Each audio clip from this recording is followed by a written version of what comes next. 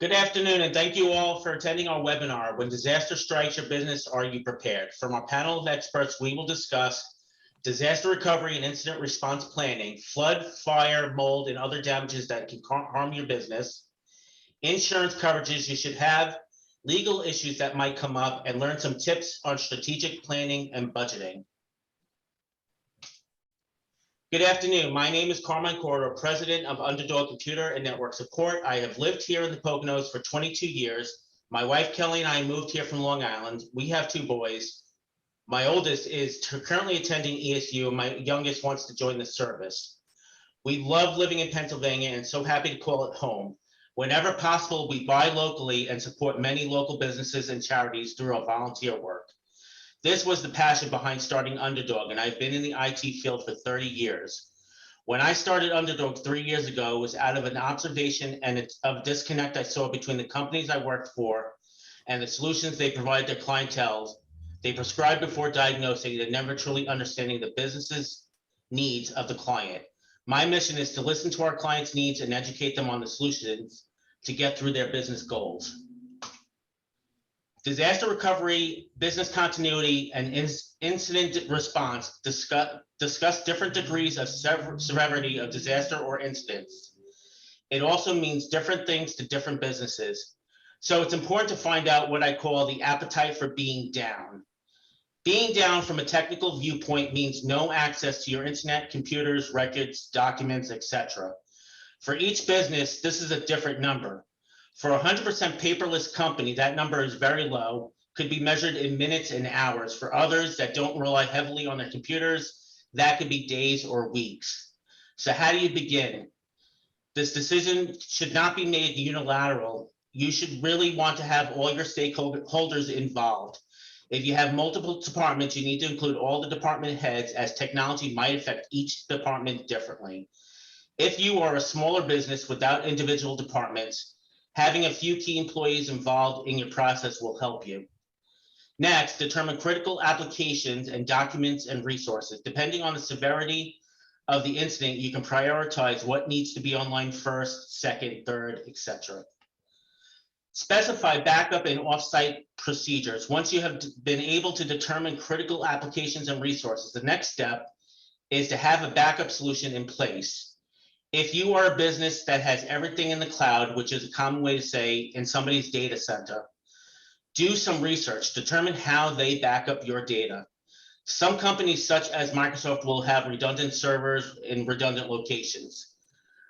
This is a good backup strategy because this likelihood of your data being unavailable is slim, but they don't actually have backups of your individual tenant. So what that means is if you delete a document or an email, or you inadvertently made a change to a document, depending on where you discover that loss, you do not have the granularity to restore it. There is software that does that, and we call that cloud-to-cloud backup.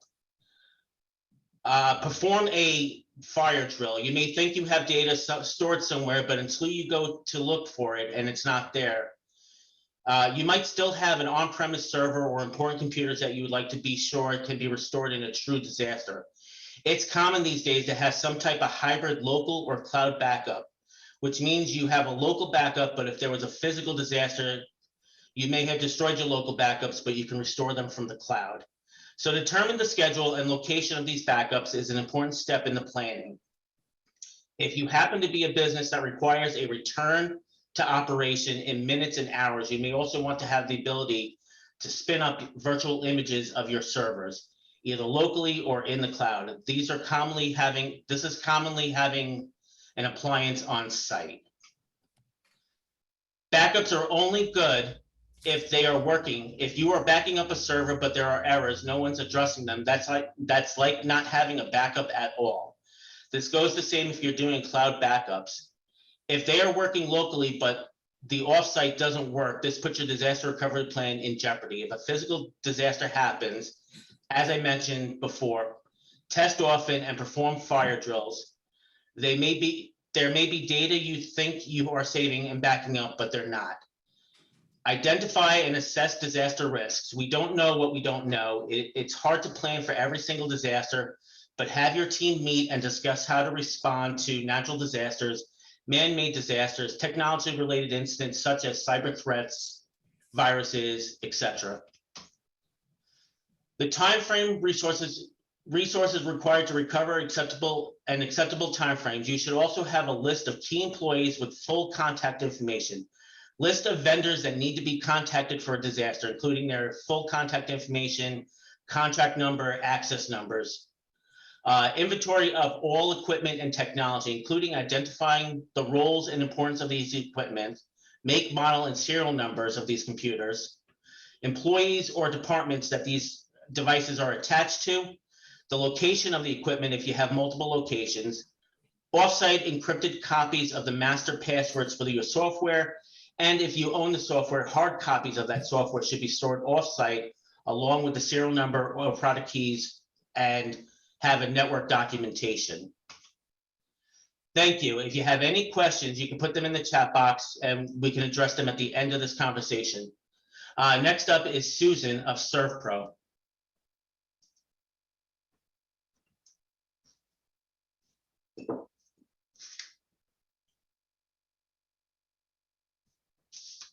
Hello, everyone. I am presenting today in just one moment. So basically, I'm with ServPro of Allentown, Western Lehigh County, Carbon County, and Pocono Pines, and we are a local restoration company that handles fire, water, mold, and any disaster restoration. So a little bit about us is that we're a national industry leader in property damage restoration. We can do any superior cleanups and restoration services for residential and commercial in the Lehigh Valley, Carbon County, and Pocono Pines area. If you have any damage by fire, water, mold, you know who to call. And then these are just some of our more services that we provide, such as the storm, especially with heavy rains. You might experience some flooding. And then some other service that we provide, especially now, is COVID-19 cleanings. That is typically done in the office when no one is there. And then the best way to really prepare for any disaster is to go ahead and get the ServPro Ready Plan mobile app. This is a very useful tool to make sure that you are ready for when anything happens. It's everything at your fingertips to go ahead and have everything ready for your insurance, and just really making sure you know where everything is in the property, from the source of the water or the source of the mold. These are very important information that you would want on file. That is why we're here. We can go ahead and help you set this up with no charge to you at all. And it's just another useful tool to really make it stress-free when a disaster strikes.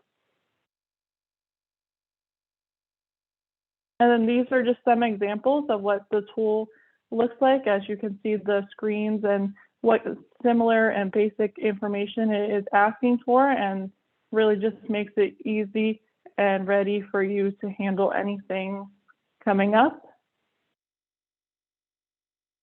And something that I wanted to go over is just why get the app.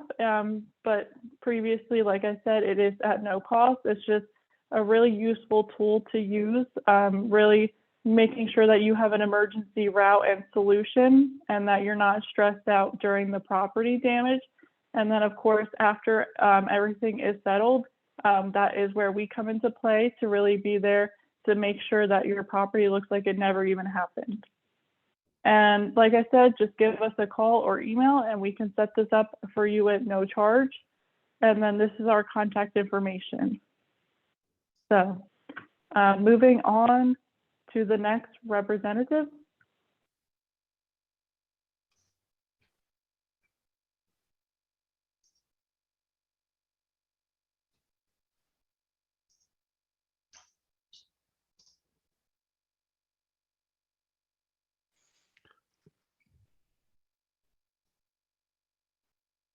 Carmine, can I have hosting?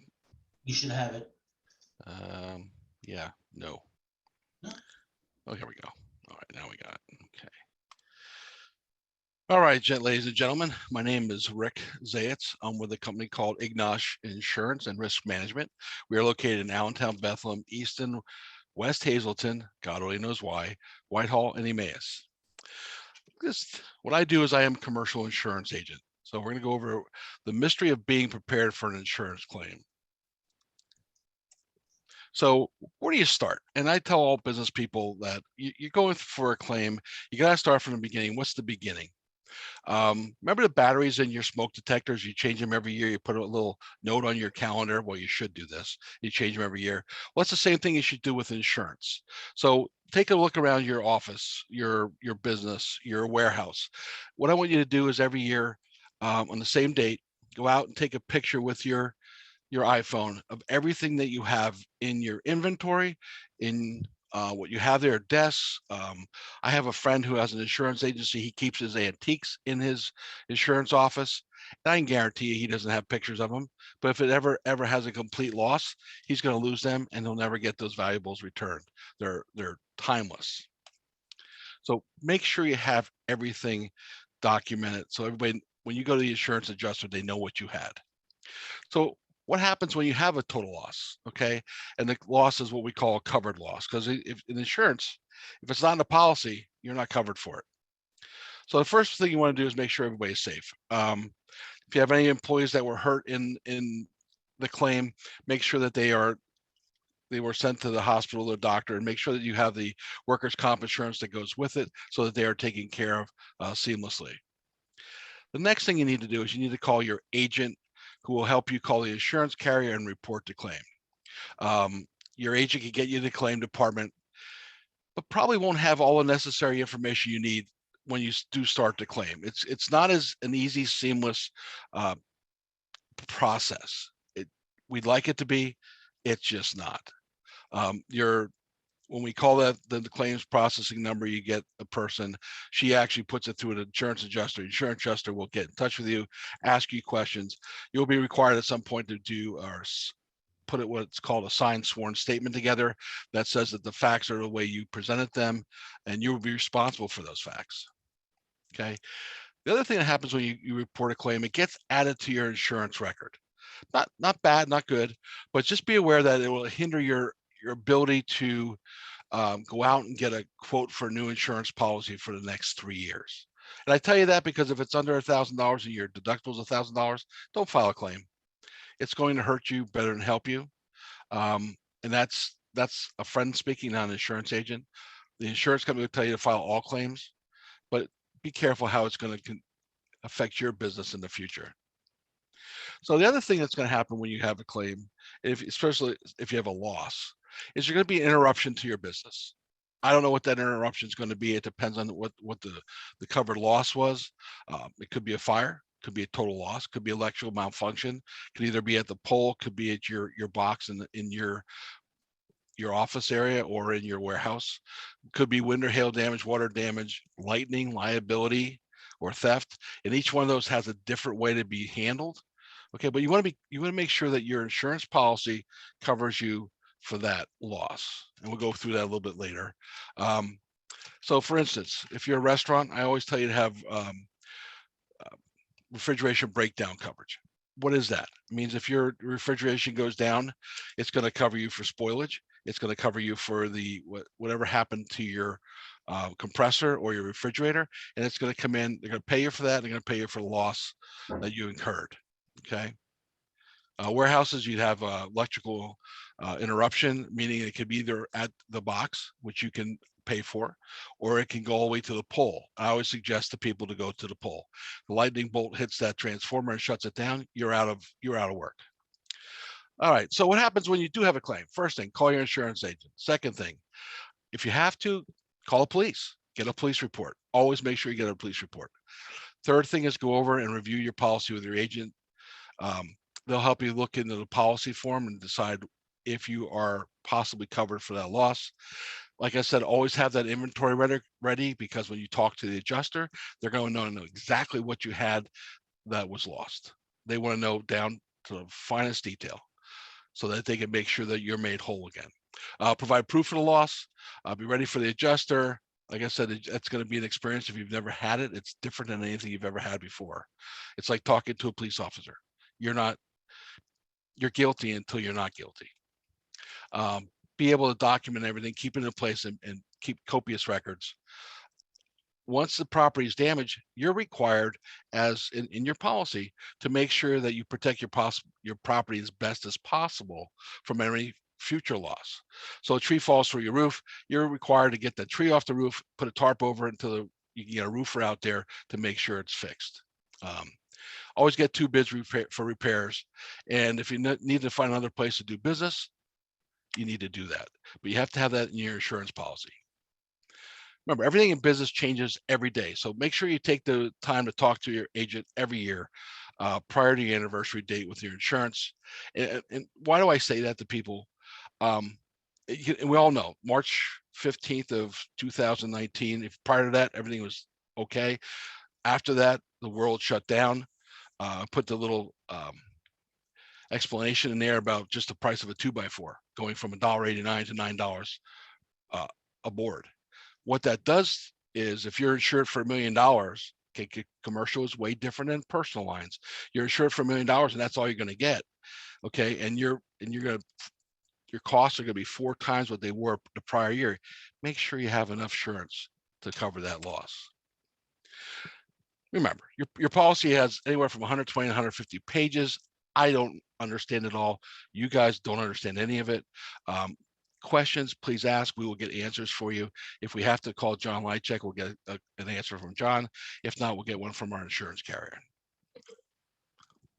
You need, what I always tell people in their policies, we're going to go to the next page. So this is the actual quote. So if you look at here, on additional coverage, as you can see, business income, that's included. What does that mean? It means if you're loss of income, we're going to get you back to as much as we can to whole for business income. We're not going to pay your expenses. We're not going to pay your bills, but we're going to make sure that the income that you got last year is the same as you're going to get this year in your insurance policy. The next thing you want to make sure is you have is the actual loss sustained. Means it's covered. Whatever the loss was, as long as it's a covered loss on the policy, it's going to be whatever the price is for that. Waiting period. Okay, if you have 0 hours, it means as soon as you have the loss, your insurance starts paying out. You could move that to up to 30 days. Okay, if you can afford to do the up to 30 days. And then we go down to ordinance or law coverage. Guys, no one knows what this means. Basically what it is you bought your house in 1960. I'm going to say house because it's easier that way. And in 2020, it burns down. Well, between 1950 and 2020, your zoning laws have changed substantially. It's up to you, okay, to have coverage in effect when you rebuild your building. So that makes it so, point in case, Irene, a friend of ours, a tree fell in a house. The fire department could not get through the windows because the zoning laws have changed. When they redid the building, they actually replaced every window to the new zoning laws because he had ordinance and law coverage. So, okay. Lots of questions for insurance. If you have any questions, please give me a call. Again, my name is Rick Zayats with Ignash Insurance and Risk Management. Thank you so much.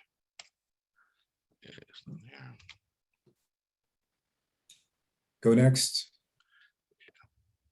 I can't hear you, Carmine. You're muted. I think this would be a good segue after Rick Zayats, since Rick's in the business of insuring losses that can be covered by insurance. And I'm in the business of addressing losses that can't be covered by insurance, or the policy doesn't cover the loss. So in any event, my name is John Lychek. I'm a business lawyer in Bethlehem, Pennsylvania. I've been in practice for 35 years. My primary area of practice is business law, and that covers anywhere from issues of forming a business, commercial transactions, dealing with insurance coverage questions, pretty much any legal issue that a business that has to deal with. But today I'm going to focus primarily on, as the topic suggests, if there's a disaster, is your business prepared? And So that involves obviously planning in advance, and then what the appropriate response is going to be. What response can you make to the disaster?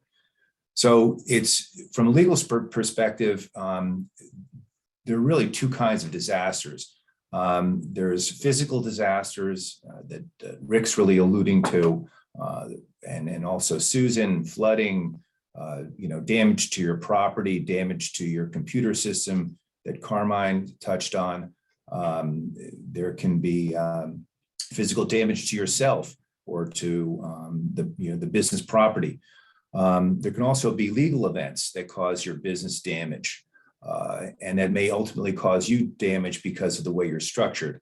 So I want to first touch on that, because how we address these two issues, whether it's a physical damage or disaster to your business, or whether it's a legal event that causes your business damage, it's important to plan ahead and structure your business so that it doesn't become a personal issue. It becomes an issue that your business can deal with as a separate entity. And I think most people, business owners, are familiar with structuring yourself or operating either as a sole proprietorship, as perhaps a limited liability company, or as a corporation. Obviously, if you're a sole proprietorship and you're engaged in any type of business, whether it's a physical event or whether it's a legal event, it's going to no doubt affect you personally and could no doubt affect your personal assets, depending on how they're held. So I obviously recommend, if you're going to operate as a sole proprietorship, that you visit, Rick, and make sure that you've got adequate coverage for whatever business, type of business you're engaged in. Obviously, if you have employees, that makes a difference with workers' compensation insurance, general liability insurance, et cetera, et cetera. But if at all possible, it's wise, if you need to operate as a sole proprietorship, or that you haven't just been doing business that way, consider how your assets are titled. In Pennsylvania, fortunately, if your assets are titled with your wife, they can't be reached by a claimant or a creditor. If they're not, they can be reached. So all the more important to be set up as a separate entity in that case, so that in the event there is a claim for a physical event, a loss to your business, or if there is a legal event that can cause you potential damage or liability, that you've got that insulation because you're now operating as a separate entity. So that's really the starting point for planning. So just to quickly address, if you do decide that you're going to be operating as a sole proprietorship, there's a lot of things that can happen to you that could affect your business if there's a physical event. And by physical event, I'm primarily talking about an event that affects you operating the business as a sole proprietorship. You could become incapacitated, you could be injured, you could just become sick, you could obviously pass away. And all of those events, physical events, are going to affect the continuity of your business, because once you're gone, your business disappears. The sole proprietorship is only the person operating it. It ceases to exist once you're gone. So it becomes extremely important to have certain documents in place if you're going to operate that way. And I call that, in both, whether you're a sole proprietor or whether you're an LLC, to have an ICE plan, an ICE, in case of emergency plan, in place. And so that would be setting up, one or two limited powers of attorney, one that might give somebody you trust access to your business accounts so that bills continue to be paid. Other would be somebody who has the authority to continue to run your business. Perhaps you're some type of professional business with professional licensing, and the laws or regulations might require that whoever runs your business have an equal licensure, like psychologists, for example, or physicians. And so having those types of documents in place will make sure that your operations are going to continue during the period of time that you're no longer able to operate your business. Similarly, so in addition to having those documents in place while you're perhaps alive, the same holds true to have an estate plan in place that will give your executor the power to continue your business and then perhaps sell it if it has a value to be sold. But in general terms, most sole proprietorships don't have value beyond goodwill, because once the person that's associated with the business is gone, there ceases to be the same value. Going one step further, Rick talked about having coverage. Obviously, that's the first place you're going to look if there's a physical loss to any of the business property or to yourself. And so it may be something that can be covered by insurance. It may be something that can't be covered by insurance. And that's a risk assessment that you need to do from the get-go, depending on what kind of business you're involved with. If an issue comes up, for example, as Rick alluded to, there could be a question of coverage. These are very lengthy policies that have a lot of exclusions. And so you need to know going in whether or not you can cover that loss, whether your policy covers the loss, the physical loss, that is.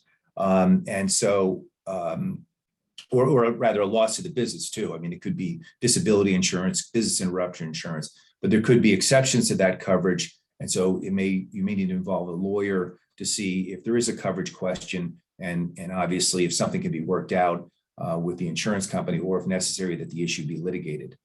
The next scenario would be you do have an LLC or a corporation that you've established, a separate entity that gives you personal liability protection, or the other owners of the business. Gives you a lot of flexibility in terms of bringing in people, obviously, in capitalizing the business. Gives you benefits, from tax standpoint, but it also raises other issues in terms of, employment, employees and independent contractors and other people that you're doing business with.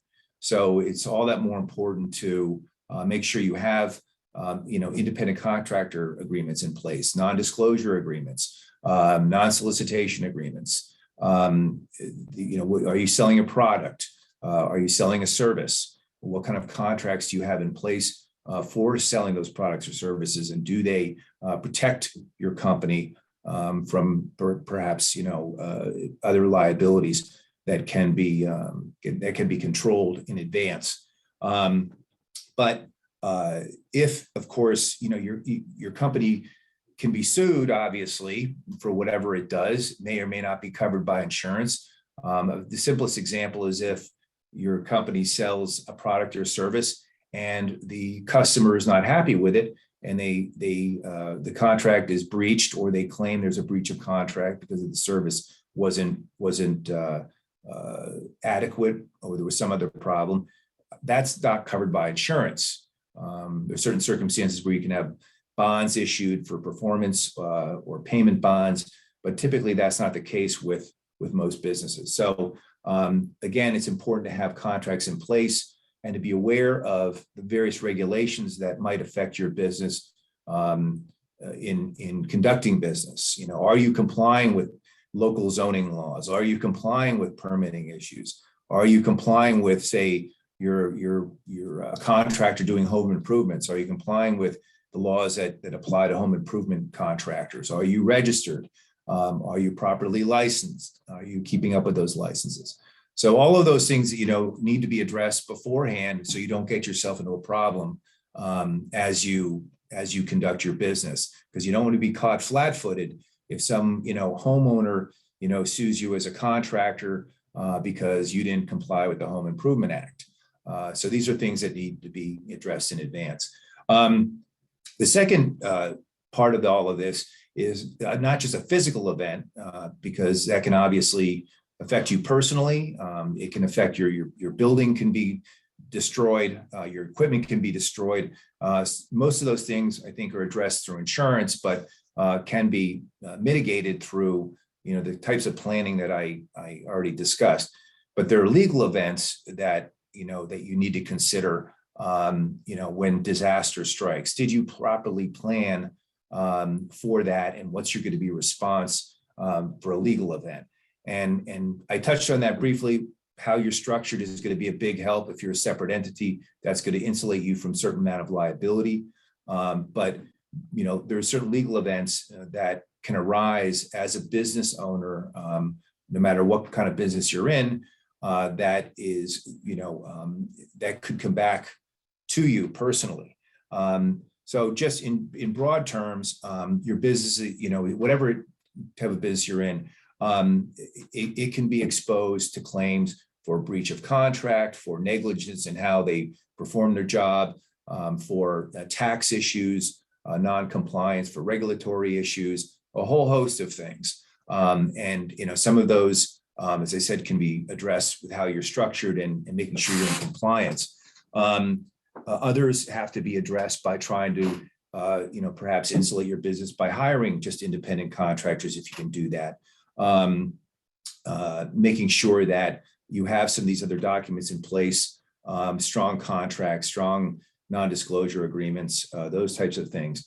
But the best example I can give you is that if the company is engaged in some kind of business and there's a lawsuit brought against the country, or if a whether it's a creditor, whether it's an unhappy customer or employee, what do you do in that situation? All right. And as I said, the way you're structured obviously helps. In some cases, maybe you can have insurance that can protect you from that liability.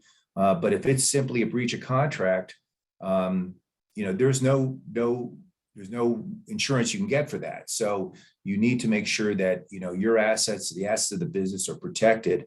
And then you may have to engage a lawyer to defend that lawsuit. So again, pre-planning, making sure you're not in the position where you have to defend a suit or you have to bring a suit is really, the best solution to a problem that hasn't occurred yet. So, and this comes up sometimes with like accounts receivable, where businesses allow accounts receivable to grow, they become very old, and then they have to decide whether or not they're going to pursue, the customer for non-payment. And that can go two ways. Either they can go after the client and perhaps are successful in recovering it. Maybe the client doesn't have any money. They have to engage a lawyer. What's the best course of action? Or perhaps it's a situation where the customer will sue them, or it's not worth it to pursue the accounts receivable, or by pursuing the accounts receivable, they invite a countersuit. So all those things, have to kind of go into your assessment of the response to that potential disaster. And I put that in the disaster category because for some businesses, if they have a lot of accounts receivable and nobody's paying, that can put the business in jeopardy. I guess the last point I want to touch on is the nuclear option. And this isn't really something that most businesses need to consider, but whether you're operating as individual or if you're operating as an LLC, to consider if there was something that was an uncovered loss, it may expose you to personal liability or might jeopardize the continuity of the business, to consider a bankruptcy. I mean, it's not the end of the world, but it is an avenue that can be considered if there aren't any other options. But with proper planning and having the right documents in place, the right structure for your business, I think in 99% of the choice that can be avoided. So that's pretty much all I have. Unless there's some questions on that. Thanks, John, and we'll pass it off to Rick to close us out. Really, you want me to follow up John Lychek and the rest of you? That's that really isn't fair. I want to thank you, Carmine, for the opportunity to present here with this panel of experts, and thank you, John and Rick and Susan, and of course, Carmine, for all of your expertise. I learned so much today just from being here.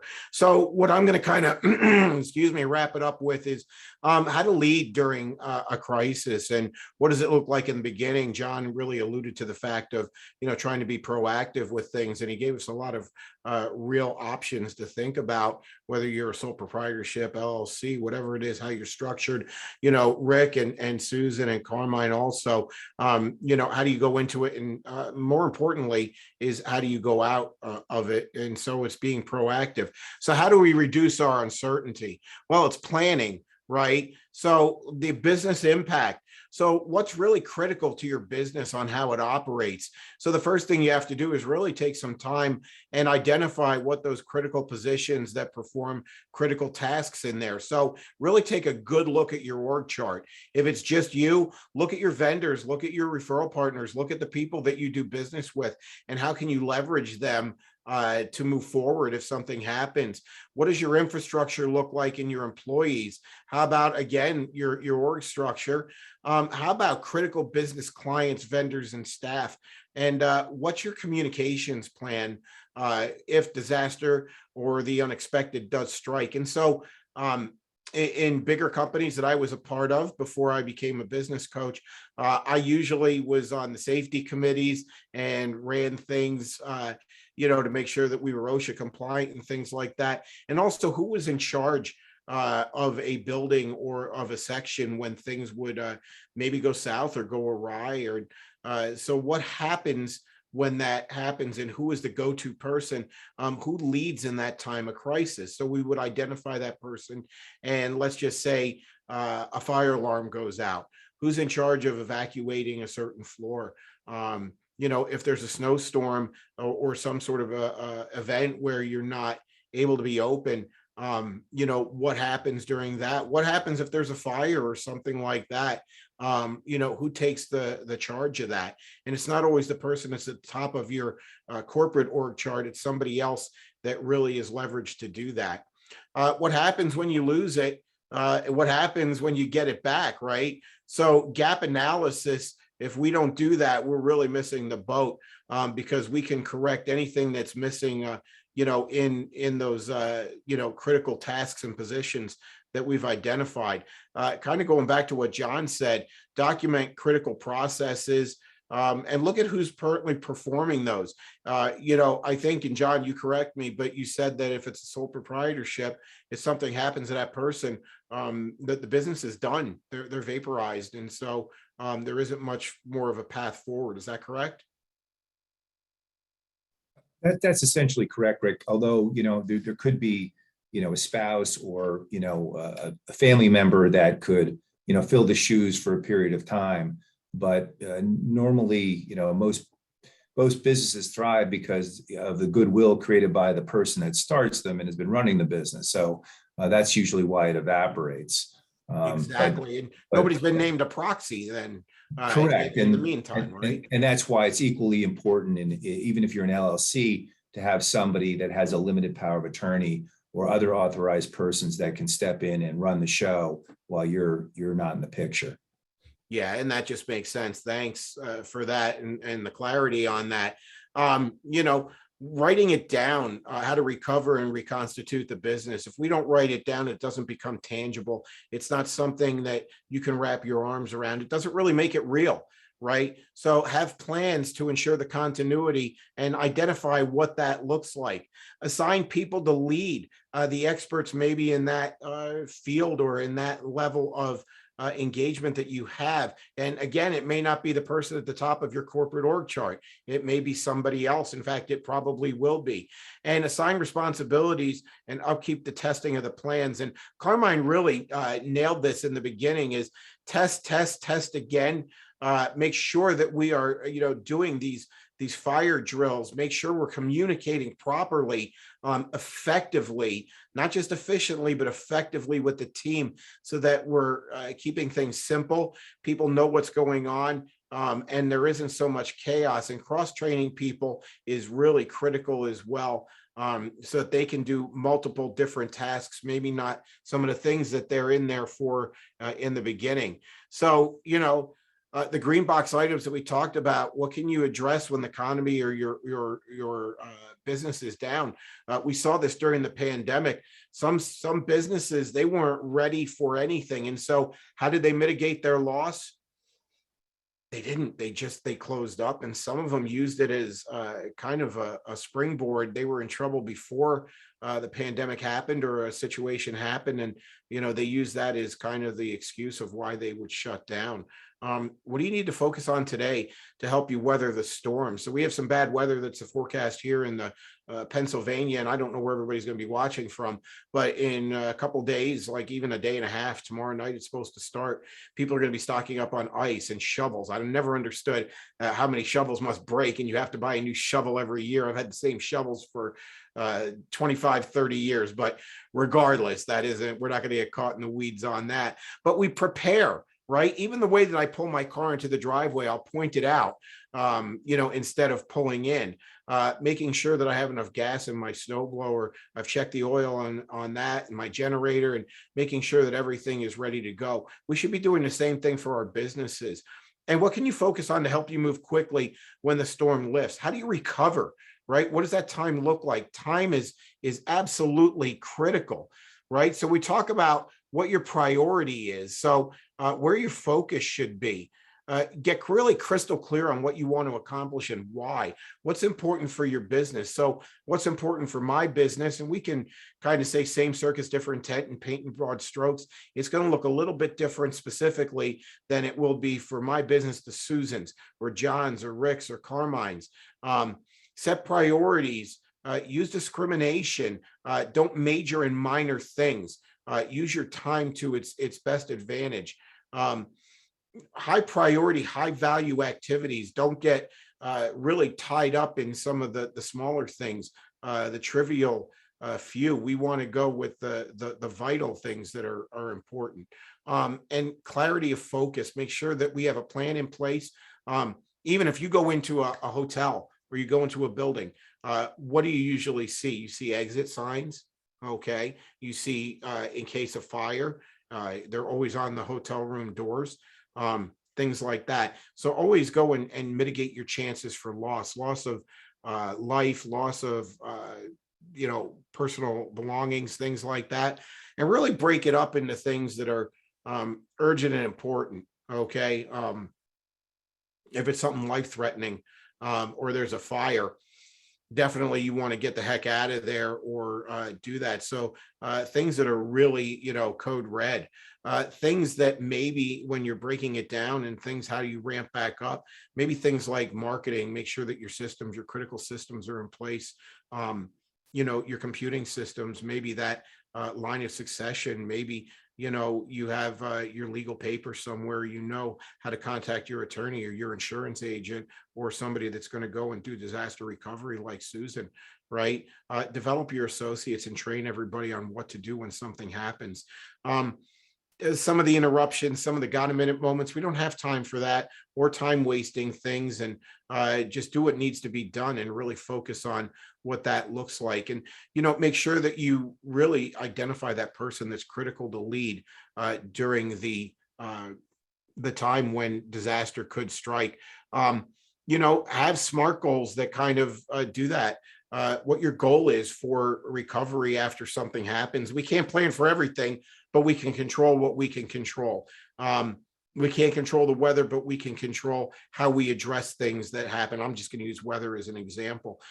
Strategy, make sure you have a clear strategy, and tactics, and see some obstacles that may kind of get in your way. So set SMART goals. And if you're not familiar with SMART goals, specific, measurable, attainable, realistic, time-bound, what that looks like, what the sense of urgency is, what strategy and tactics you're going to use, and again, what obstacles may stand in your way. So it's really, be proactive. I send out emails because I have workshops that are planned for Thursday or Friday rather, and they're all virtual, but I don't know if everybody's going to be where they need to be for that. So with schools closed or maybe power outages that could be pending, I tend to be more erring on the side of being proactive and not have to go and address things as they just kind of fall into my lap. And so again, control what we can control, and the rest, make sure that we're kind of mitigating our chances for loss. My name is Rick Franzo. I am the growth coach. I'm a business coach, and if you have any questions, you can email me or just call me at the numbers that are there, and we'll be able to help you. But again, I'm going to toss it back to Carmine, and just want to thank Carmine again for setting this up, and for Susan and John and Rick, and Carmine, of course, for all of your expertise and your wisdom today. Appreciate it. Thank you so much.